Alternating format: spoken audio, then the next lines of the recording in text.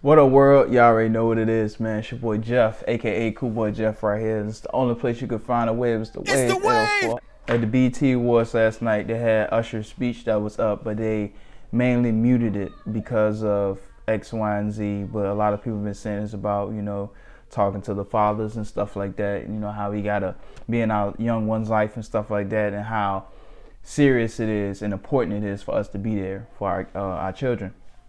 So we about to go watch this, man. Like, comment, subscribe, hit that bell, stay updated on all videos to drop on this channel so you won't miss a thing and you be the first one to get it. Like always, let's go ahead and get to what you heard. That a man gave me that didn't stick around because he didn't love me.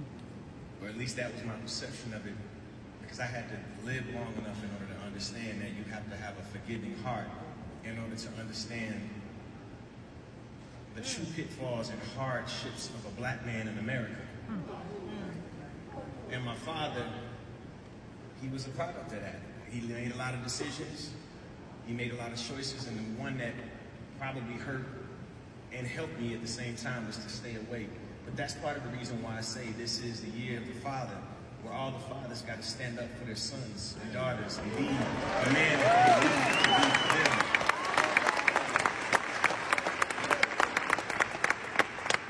They say success has a million fathers. Well, I start with these guys right here. That's right. My village, these are the men who motivated me, who speak to me, who have spoken to me, who have been solid no matter how fucked up it may have been. I'm sorry, I'm cursing this, you know how I really feel. Because at one point it got really thick. When motherfuckers wasn't fucking with me. Come on. Tell the truth. Tell the truth. I get it. I understand. Sometimes you gotta go through some shit to get to something. Yeah. Like a man now. I'm gonna tell you, they solid. And it ain't about a motherfucking hit record. Come on. They solid, and they gonna always have my back, and I'm gonna always have theirs.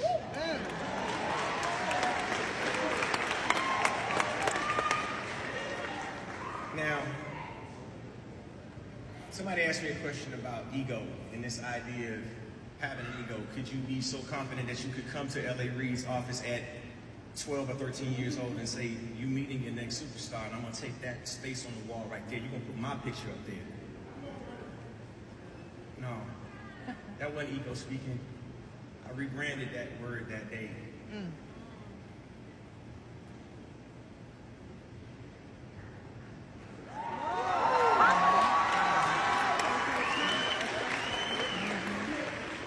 I expressed goals out loud. There we go. I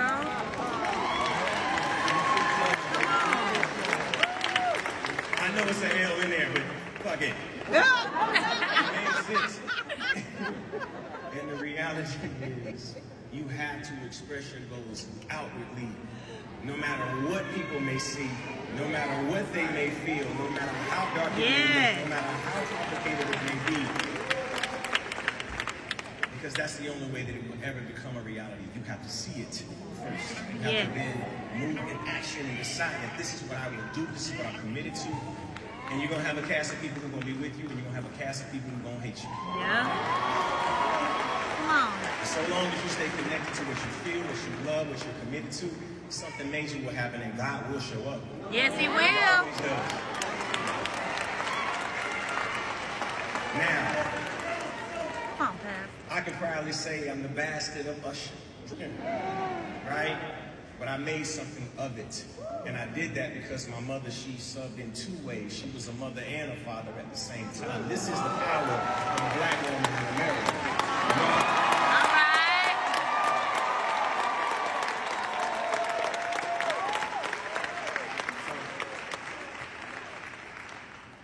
With everything that I have accomplished, I didn't do it alone. I want to thank the ones who are not here to be able to see this moment, who I talked to, some of whom are fathers or were like fathers to me. Harry Belafonte is somebody who I always look up to. Quincy Jones is somebody who I look up to and to do in this movement. Clarence Avon is another person that I look up to. Virgil Roberts is another person who I looked up to and continued to push me and make certain that whatever I thought of, I could absolutely achieve. Evangelist Ernestine Carter, who I lost. Kirk Franklin, he helped me usher her into this ascension in this place. And all of these wonderful things began to happen. She was an earth angel, and she now is in heaven, making these moments happen. It is the hard work that we put into this, but it is the belief in those who see something in us. A woman, a very important woman, is at the very foundation of this. A man and a woman by the name of James Lackey and Nancy Lackey. They were at the foundation of who I am as a young, hopeful child who just wanted to do something and wanted to matter. Even though there wasn't a dad to call, even though there was not anybody to pick up and say, hey, you're gonna be all right, this is what you do, this is what's okay, this is what isn't. You don't like girls, you're gonna go through shit, you gotta figure it out. But it led me to be the father that I am to my boys, Cinco and Naveed, who are here today, and my little ones, Sire and Sovereign, who are home as well. Thank you all for, why are you looking like that? You not happy today? Okay.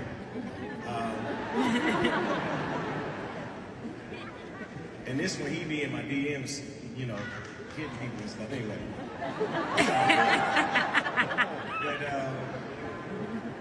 So I thank y'all for being patient with me. I forgive each and every person who had anything to say negative about me because it only motivated me to do that. There we go. There we go. Good is more than just a song. I'm turning a new leaf. You know, we gotta be cool for the sake of the kids. I look at Swizz Beatz and his ex-wife and Alicia Keys and the fact that they managed to pull things together. I'm trying, Tamika. She here. She here. First step. Get it right. So, yeah, that's a heavy one. But it's all about y'all. It is 100% all about my children and making certain that you understand that your dreams can come true if you truly committed. If you are committed to it, if you're dedicated to something, and you find passion, you stay committed to it, this could potentially be you. This could be your moment. Not on this stage, because I'm the only one that's going to have this one. You could have a moment like this too. So happy for LeBron and his son. Yeah. This is the year of the father, man.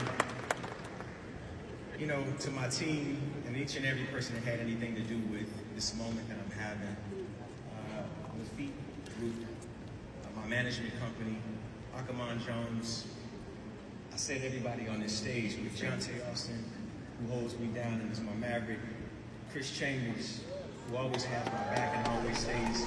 Wow. Okay, so we just watched the full uncensored speech of Usher's at the BET Awards from last night. So, so you telling me this is what BET had muted? Now, they said there was multiple different reasons why, because of the cursing, because of the words that he was using. But BET were acting like they didn't have dancers shaking their tail and twerking, doing the alligator the whole entire night. Now, I'm going to be honest with you. I do not watch the BET Awards.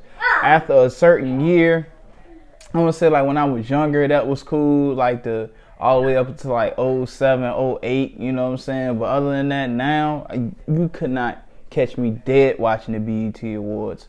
But other than that, let's go ahead to the positive. Usher was giving so much love to all the fathers, saying this is the year of the fathers. This is the year that the fathers are supposed to be there for their kids and take care of responsibilities and lead as men.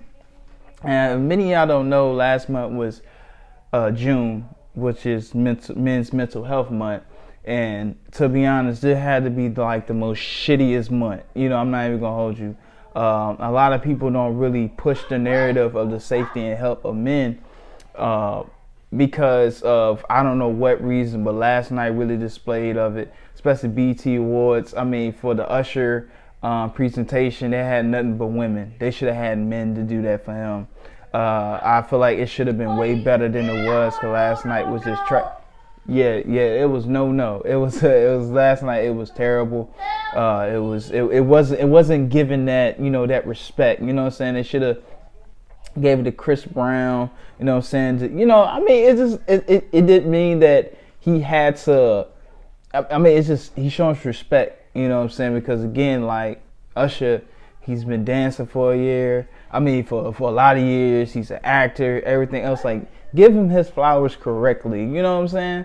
Like how James Brown was on stage and Michael Jackson went up there. Like, come on, man, something like that. But for that, BET did not want to showcase him speaking about how proudly of how he feels to those guys that he has, that was like a father figure to him, and also speaking about how his father, it was a double-edged sword, but if he was there, he could have kind of messed things up for Usher.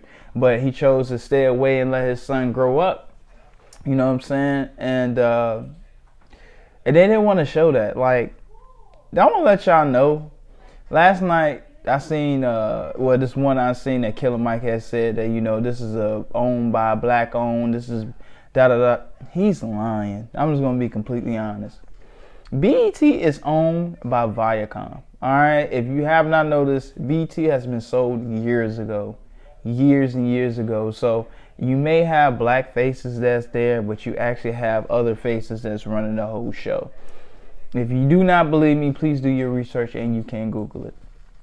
Alright, now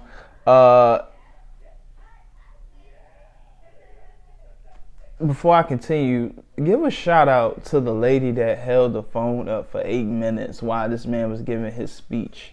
You know what I'm saying? That's really, really dope. Like, she's the real MVP. And she did that for straight 8 minutes, which is crazy. Very, very insane. But he's speaking to the black men of what the men should do, how important it is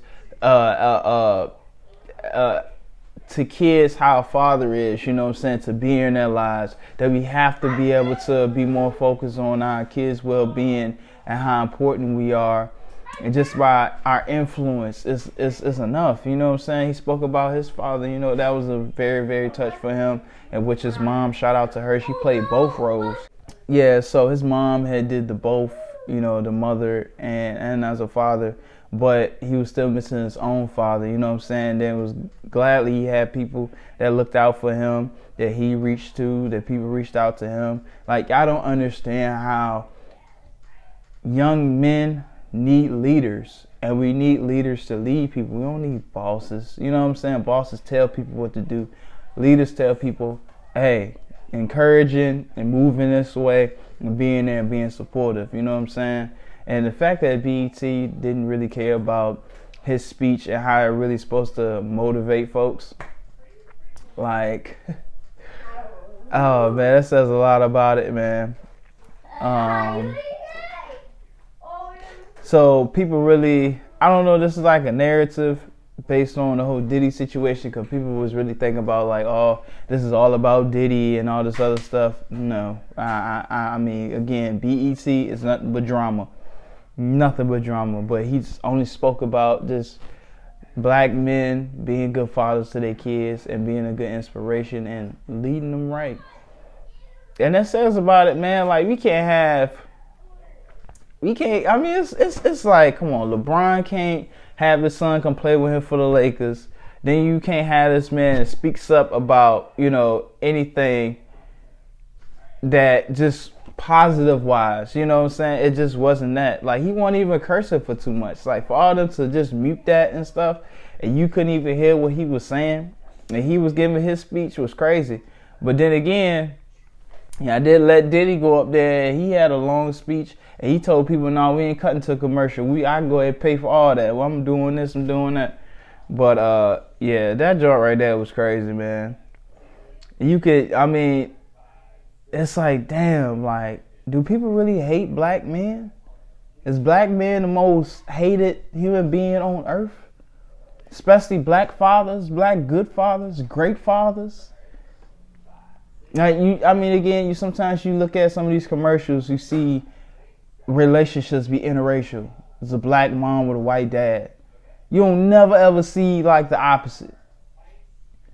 You don't. I mean, if you do, I mean, I might have missed it, but you will never see a whole black parent household nowadays.